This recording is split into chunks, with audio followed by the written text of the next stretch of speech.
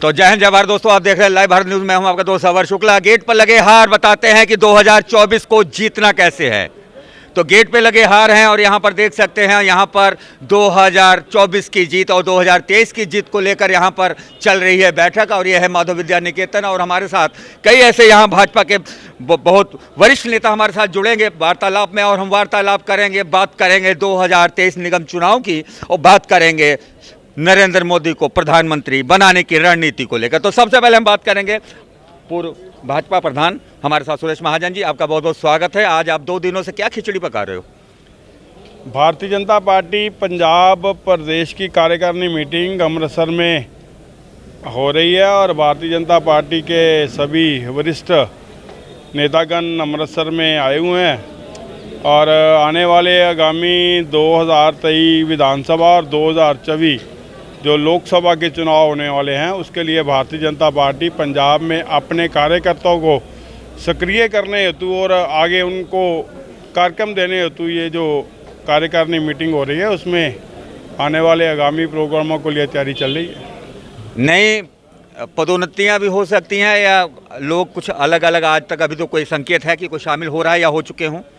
Bharatiya Janata party Punjab में बहुत सारे बड़े लोग बीजेपी में शामिल हो रहे हैं। प्रधानमंत्री श्री नरेंद्र मोदी जी की नीतियों को समर्थन दे रहे हैं और आने वाले समय में इन सब लोगों का उपयोग भारतीय जनता पार्टी पंजाब पार्टी हित में करेगी और 2024 का मिशन प्रधानमंत्री नरेंद्र मोदी जी को दोबारा प्रधानमंत्री बनाना, इसको पूरा करेंगे। चलिए हम आपसे बात करते हैं। आप भाजपा नेता हैं, पदाधिकारी हैं, एक हमें बात बताइएगा, विकल्प है मोदी सरकार के पास 2 विकल्प हमने सर्वे किए हैं, या तो गैस 500 सस्ती कर दो, बिजली तो हो ही चुकी है, या फिर पाकिस्तान का पीओके जीत के दे दो। 2024 में ओके है, पीएम कोई हिला ही नहीं सकता। सही बात है सर? मोदी जी आएंगे और कोई आएंगे? मोदी जी आएंगे। कैसे लाएंगे मोदी जी को? मोदी जी ने आना। बढ़ती हुई महंगाई सर, देखो महंगाई तो छोड़ो महंगाई की, पर जो मोदी जी ने काम किए ना, लोग उनके बहुत खुश हैं।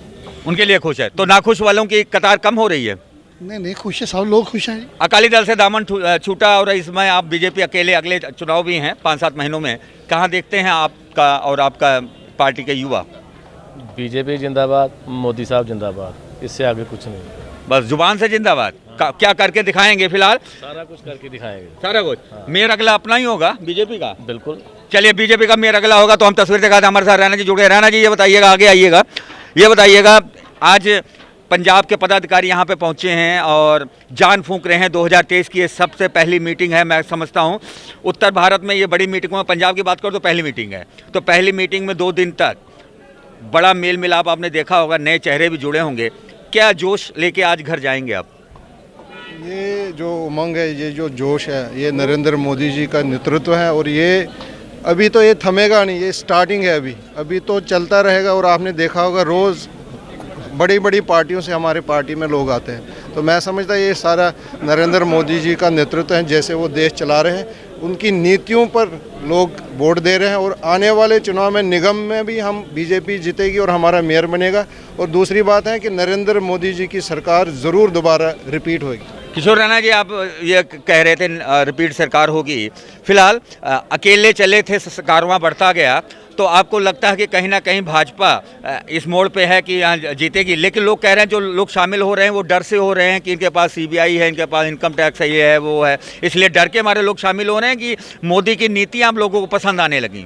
नहीं, ये तो आप उनसे पूछ सकते हो जो यहाँ पर आ रहे हैं। सब मोदी जी की नीति, जो उनकी नीतियाँ, जैसे वो देश चला रहे हैं, उनकी नीतियों करके सारे लोग हमारे साथ। पंजाब का विकल्प केवल बीजेपी है?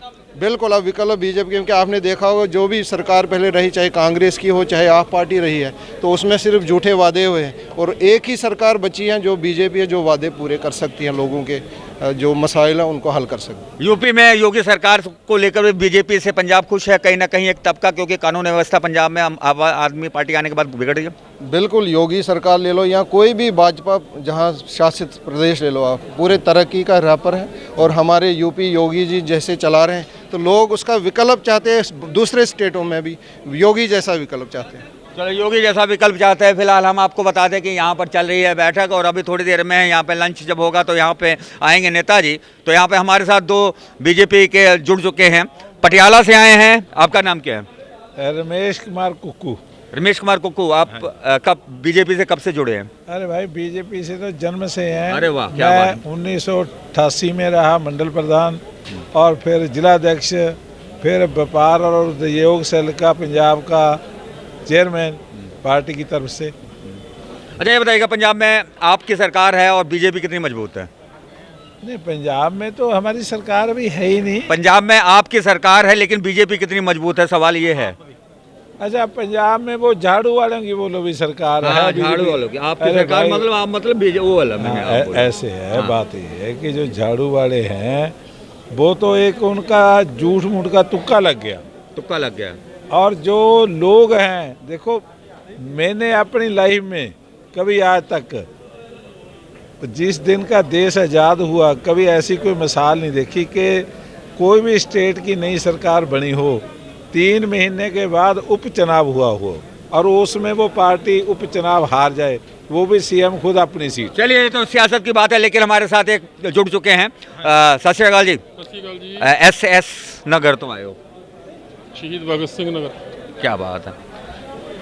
भगत सिंह को आज तक शहीद का दर्जा नहीं मिला, दर्द है, दर्द है, बहुत दर्द है। जिन्होंने देश को आज़ाद कराने के लिए इतनी बड़ी कुर्बानी की है, शहीद भगत सिंह, राजगुरु हो, सुखदेव हो और भी बहुत सारे लोग हैं जिन्होंने आज़ादी के लिए अपने संघर्ष किया, लेकिन सरदार भगत सिंह महान योद्धे थे हमारे इलाके के, पंजाब के, और सारे देश में नहीं दुनिया में उनका नाम है। तो हमें तो आज भी उम्मीद है प्रधानमंत्री नरेंद्र मोदी जी से कि आज आप अश्विनी शर्मा प्रधान आए हैं, आप आगे होके उनसे कह दीजिए कि मैं नवा शहर से हूँ। नवा शहर से कहाँ से है? बंगाल हल्के से मैं साहब विधायक हूँ 2 बार, मोहन लाल। क्या बात है।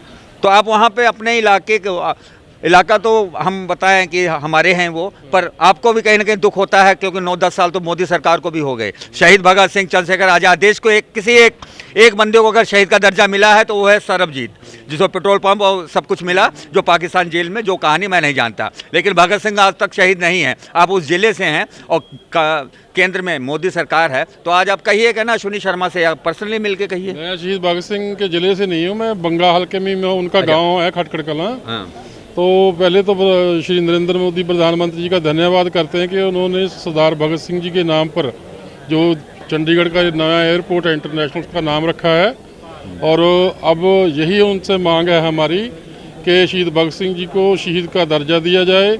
तो शहीदों को अपने लिए उन्होंने कुर्बानी नहीं की, देश के लिए कुर्बानी की तो है। बहुत बड़ी बात की है। और भारतीय जनता पार्टी के दूसरे कार्यकारिणी मीटिंग में आप बात उठी है शहीद भगत सिंह को मोदी सरकार शहीद का दर्जा दे। और ये मैं नहीं कहता, ये भाजपा के पूर्व MLA कहते हैं, बंगा से आए हैं, उन्होंने हमसे खास बातचीत की। और सबसे बड़ी बात कि शहीद भगत सिंह को अभी तक मोदी सरकार ने शहीद का दर्जा नहीं दिया, एयरपोर्ट का नाम भले ही दे दिया। लेकिन मैं अश्विनी शर्मा से, मैं अपने भाजपा के कार्यकारिणी मीटिंगों जितने भी यहाँ पे मेंबर्स हैं, सबसे मैं यही आग्रह करता हूँ, लाइव भारत न्यूज़ टीम करती है कि शहीद भगत सिंह, राजगुरु, सुखदेव के साथ साथ चंद्रशेखर आजाद और जितने भी हमारे शहीद है, उधम सिंह, सभी को शहीद का दर्जा मोदी सरकार दे। और क्यों ना दे, उनका हक है। सियासत मत कीजिए। 9-10 साल बीजेपी आने के बाद भी अगर हम शहीद एयरपोर्ट का नाम शहीद भगत सिंह के नाम पर रख सकते हैं तो शहीदों का दर्जा क्यों नहीं दे सकते? ये मांग कार्यकारिणी बैठक में उठेगी और इसकी पुष्टि खुद कैमरे के आगे इलाके के पूर्व MLA बीजेपी के ने हमसे की है। तो स्पेशल बातचीत लाइव भारत न्यूज़ पर सवर शुक्ला की रिपोर्ट। जय हिंद, जय भारत।